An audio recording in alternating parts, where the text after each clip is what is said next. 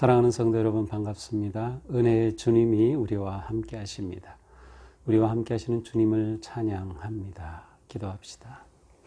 하나님, 오늘도 저희들이 주님을 기억하고 또 주님을 향하여 주님의 말씀을 사모하며 말씀 앞에 서게 해주시니 감사합니다. 오늘도 주님의 말씀 붙잡고 하나님께서 인도하시는 길로 아름답게 나아갈 수 있도록 저희들을 이끌어 주시옵소서. 오늘도 말씀을 통하여서 시편의 이 귀한 말씀이 우리의 심령을 새롭게 하고 또 하나님을 더욱 의지하고 신뢰하며 또 믿음의 거룩하고 순결한 삶을 아름답게 살아갈 수 있도록 주시는 주님의 귀한 음성이 되게 하여 주시옵소서. 예수님 이름으로 기도합니다. 아멘. 네, 오늘 말씀은 시편 32편입니다. 제가 읽겠습니다. 허물에 사함을 받고 자신의 죄가 가려진 자는 복이 있도다. 마음에 간사함이 없고 여호와께 정죄를 당하지 아니하는 자는 복이 있도다. 내가 입을 열지 아니할 때에 종일 신음함으로 내 뼈가 쇠하였도다. 주의 손이 주야로 나를 누르시오니 내 진액이 빠져서 여름 가뭄에 마름같이 되었나이다. 셀라. 내가 이르기를 내 허물을 여호와께 자복하리라 하고 주께 내 죄를 아뢰고 내 죄악을 숨기지 아니하였더니 곧 주께서 내 죄악을 사하셨나이다. 셀라. 이로 말미암아 모든 경건한 자는 주를 만날 기회를 얻어서 주께 기도할지라. 진실로 홍수가 범람할지라도 그에게 미치지 못하리이다. 주는 나의 은신처이오니 환난에서 나를 보호하시고 구원의 노래로 나를 두루시리이다. 셀라. 내가 내 갈 길을 가르쳐 보이고 너를 주목하여 훈계하리로다. 너희는 무지한 말이나 노새같이 되지 말지어다. 그것들은 재갈과 굴레로 단속하지 아니하면 너희에게 가까이 가지 아니하리로다. 악인에게는 많은 슬픔이 있으나 여호와를 신뢰하는 자에게는 인자하심이 두루리로다. 너희 의인들아 여호와를 기뻐하며 즐거워할지어다. 마음이 정직한 너희들아 다 즐거이 외칠지어다. 아멘. 네, 오늘 시편은 표제어에 보니까 다윗의 마스길이라고 되어 있습니다. 예, 마스길이라는 이 표제어가 붙은 단어는 시편에 모두 13개가 있습니다. 그런데 이 마스길이라고 하는 단어의 뜻은 이제 무엇인지 정확하지는 않습니다. 이게 마스길 시편의 오늘 시편이 이제 첫 번 시편이긴 한데요. 그래서 보통 이제 이 마스길을 교훈, 가르침, 혹은 뭐 권고나 조언 이런 의미로 보통 해석을 합니다. 그러니까 이제 오늘 시편은 다윗의 교훈이다, 다윗의 가르침이다 이렇게 할 수 있습니다. 이제 그런 점에서 오늘 시편을 교훈시라고 부르기도 합니다. 하지만 주님의 이 말씀, 교훈, 가르침은 우리 인생을 지혜롭게 하기 때문에 또 이 시편은 지혜의 시편에 속하는 것으로 분류하기도 합니다. 자, 1절 이렇게 시작됩니다. 허물의 사함을 받고 자신의 죄가 가려진 자는 복이 있도다. 자, 허물과 죄는 여기서는 거의 같은 의미로 사용이 되었습니다. 하지만 이제 좀 굳이 이 뜻을 구분한다면 허물이라는 이 페샤라는 단어는 좀 하나님을 대적하는, 하나님을 거스르는 그러한 의미가 담겨져 있고요. 또 죄라고 하는 하타라는 이 단어는 하나님이 주신 법을 어기거나 교훈과 가르침을 어기는, 지키지 않는, 위반하는 것을 의미합니다. 자, 전체적으로는 하나님을 향한 죄와 거짓이라고 할 수 있겠죠. 허물의 사함을 받고 자신의 죄가 가려진 자가 복이 있다라고 말씀합니다. 원래 이 본문의 원어상으로는 복이 있다가 맨 앞에 나오는 문장입니다. 복이 있도다. 허물의 사함을 받고 자신의 죄가 가려진 자. 자, 2절도 마찬가지입니다. 마음에는 간사가 없고 여호와께 정죄를 당하지 아니한 자는 복이 있도다. 원어상으로는 복이 있도다. 마음에 간사가 없고 여호와께 정죄를 당하지 아니하는 자. 이렇게 순서를 바꾸는 수도 있습니다. 자, 그러니까 복이 있도다, 이것이 굉장히 강조되었음을 알 수 있습니다. 2절에서는 마음에 간사함이 없고 여호와께 정죄를 당하지 아니한 자가 복이 있다라고 합니다. 자, 간사함이 없다.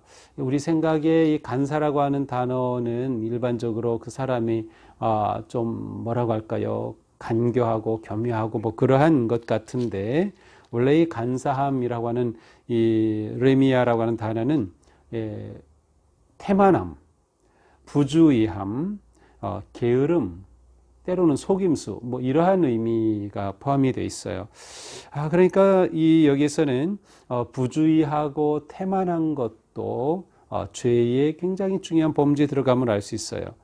마음에 간사함이 없고 그러한 태만함과 부주의함이 없고 여호와께 정죄를 당하지 아니하는 자, 여호와께서 죄 없는 자로 인정해 주시는 그 사람이 진정한 복이 있다라고 말합니다.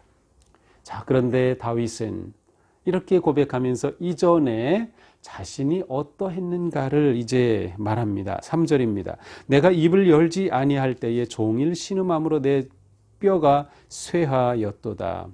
지난날에 자신의 모습을 돌아보는 것이죠. 그때 입을 열지 아니할 때, 그 말은 내가 죄를 고백하지 아니할 때, 주님 앞에 내 죄를 회개하고 기도하지 아니할 그때에는 종일 신음함으로 내 뼈가 쇠하였도다. 종일토록 자신의 마음이 괴롭고 신음하였어요. 내적인 고통 가운데 그가 머물렀던 것이죠. 영적인 내적인 그 고통과 아픔을 그가 겪으면서 뼈가 쇠하는 그러한 모습이었습니다. 4절, 주의 손이 주야로 나를 누르시오니 내 진액이 빠져 여름 가뭄에 마름같이 되었나이다. 내적으로는 이처럼 말할 수 없는 신음과 아픔 가운데 있으면서 그래서 내 뼈가 쇠하였지만 외적으로는 주님께서 나에 대해서 누르시는 것 같이 느꼈어요. 압박하시는 것, 또 죄로 인하여서 말이죠. 그래서 그 주님께서 주야로 나를 그렇게 압박하시기 때문에 내 생명의 진액이 다 빠져나가고 마치 여름 가뭄에 마름같이 되었다. 중동 지역의 그 사막 광야의 그 마름은 이루 표현할 수 없는 그러한 모습이죠. 바로 인생의 타는 목마름, 그 처참한 상황 가운데 빠졌다고 말합니다. 이런 상황 가운데서 이 시인은 내가 왜 이러지? 이래서는 안 되지 하면서 그가 깨닫고 돌이키게 됩니다. 5절입니다. 내가 이르기를 내 허물을 여호와께 자복하리라 하고 주께 내 죄를 아뢰고 내 죄악을 숨기지 아니하였더니 곧 주께서 내 죄악을 사하셨나이다. 이렇게 신음과 아픔 가운데 있을 때 내가 이러면 안 되지 하고 스스로에게 말하는 것이죠. 그러면서 내 허물을 여호와께 자복해야 되겠다. 내 허물을 여호와께 자복해야 되겠다. 그래서 주님 앞에 내 죄를 아뢰고 죄악을 숨기지 아니하였더니 주님께서 내 죄를 사하여 주셨다. 여기서 사하여 주신다, 용서라고 하는 이 단어에는 들어 올린다는 뜻이 있고요, 또 제거한다는 뜻이 있어요. 제거한다는 것은 우리가 금방 이해가 되죠. 용서, 죄를 없다고 인정해주고 제거해 주는 거예요. 그런데 여기 들어 올린다라는 의미가 있다는 것은 굉장히 중요합니다. 왜냐하면 우리가 주님 앞에 죄를 고백하는 것은 내 속에 그 부끄러운 죄를 주님 앞에 들어 올려서 하나님께서 그 모든 것을 제하여 주시는 그러한 놀라운 용서의 은혜를 입게 되기 때문이죠. 또 우리는 하나님 앞에 죄를 들어 올려 주님의 사함을 받을 때 정말 복된 그러한 존재가 되는 것이다. 자, 여기서는 그렇게 죄를 숨기지 아니하고 아뢰었더니 그냥 주님께서 죄악을 사하여 주셨다는 거예요. 놀라운 주님의 은혜죠. 주님의 사랑이죠. 따지지 않으셨어요. 내 죄를 고백할 때 따지지 않으셨어요. 그 죄과를 묻지 않으셨어요. 그것을 그대로 사하여 주신 것이죠. 자, 자신의 이러한 자신의 그 경험을 이제 다윗은 공동체적인 그러한 교훈으로 확대합니다. 6절이죠. 이로 말미암아 모든 경건한 자는 주를 만날 기회를 얻어 주께 기도할지라. 자, 내가 이와 같은 경험을 했습니다. 그러니 여러분에게 말합니다.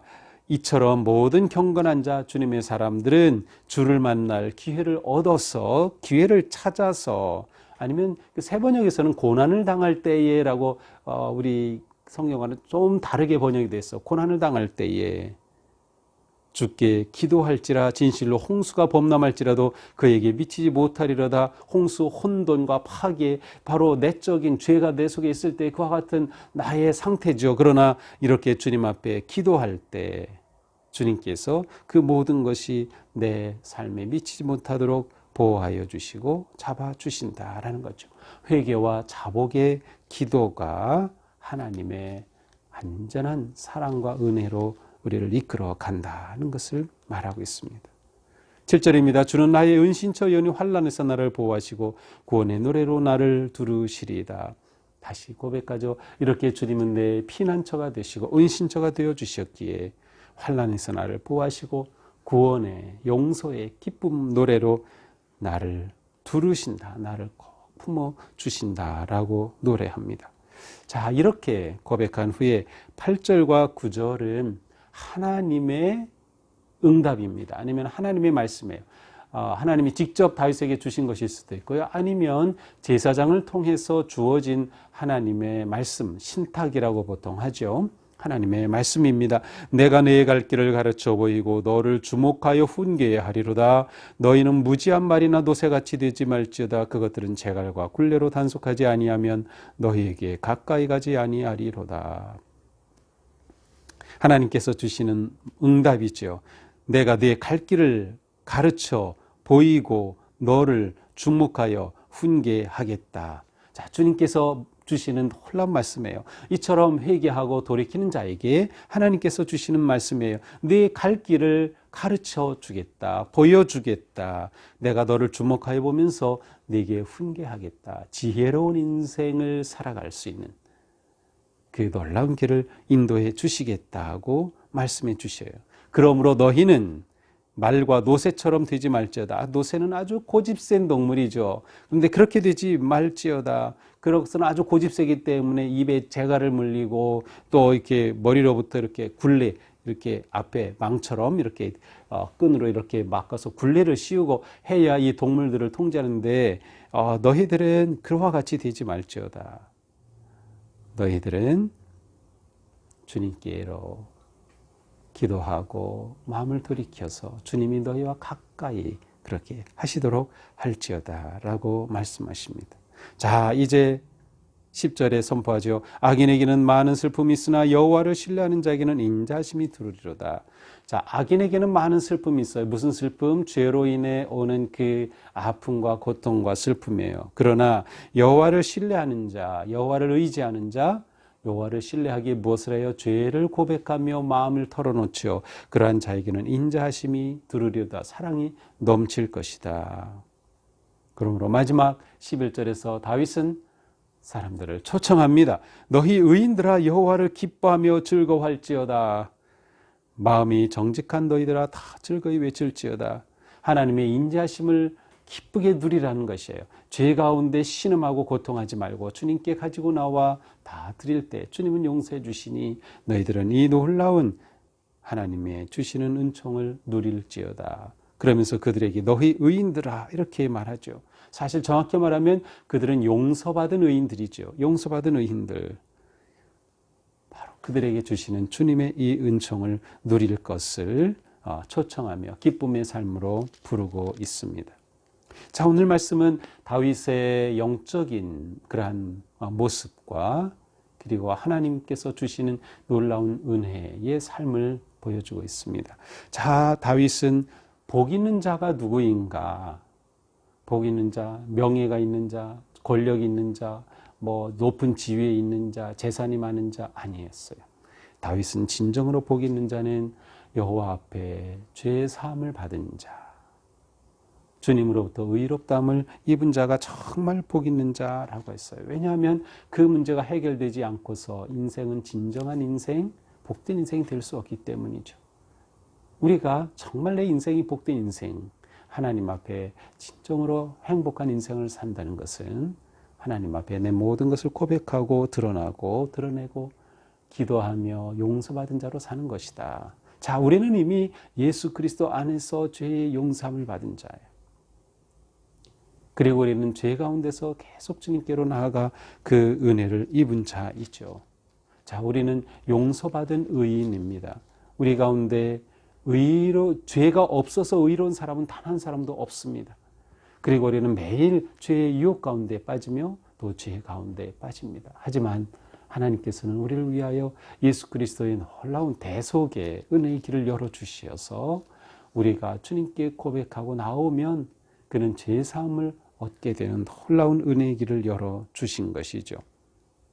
자, 놀라운 주님의 은혜는 어떻습니까? 우리가 숨기지 않을 때 주님은 우리를 숨겨주신다는 거예요. 우리가 죄를 숨기지 않을 때 주님 앞에 그대로 고백하며 드러낼 때 주님께서는 우리를 숨겨주시고 의롭다 하시고 보호하시고 품어주신다. 이렇게 기도를 들으시는 하나님, 자비의 하나님 앞에 우리는 당당하게 또 주님을 의지하고 신뢰하며 기도와 무릎의 자리로 나아갈 수 있습니다. 그래서 오늘 말씀처럼 이 기회를 얻어서, 기회를 놓치지 말라는 거죠. 6절에서 기회를 얻어서 매일매일 주님 앞에 우리가 나아갈 기회를 찾는 것, 정말 믿음의 삶에 중요한 것입니다. 오늘 하루도 우리가 주님 앞에서 기회를 얻어서 주님 앞에 기도할 시간을 내가 만들어 기회를 잡아야 하죠. 말씀을 들을 시간을 정하여 기회를 잡아야 하죠. 주님 앞에 내 삶을 드리며 나아갈 기회를 놓치지 않을 때 우리는 진정한 복된 삶을 살아가는 행복한 의인들이 될 수 있을 것입니다. 하나님께서 우리에게 베푸시는 그 놀라운 은혜와 사랑이 넘치기를 축복합니다. 하나님은 경건한 자에게 의와 사랑을 베풀어 주시기 때문이죠. 오늘 우리의 삶이 이처럼 아름답고 행복하기를 축복합니다. 기도합시다. 주님께서는 우리들을 너무도 사랑하시기에 우리가 고백하며 나올 때 용서하시고 받아주시고 품어주시고 저희들을 행복한 존재가 되게 하여 주시니 주님의 그 놀라운 은혜와 사랑에 감사를 드립니다.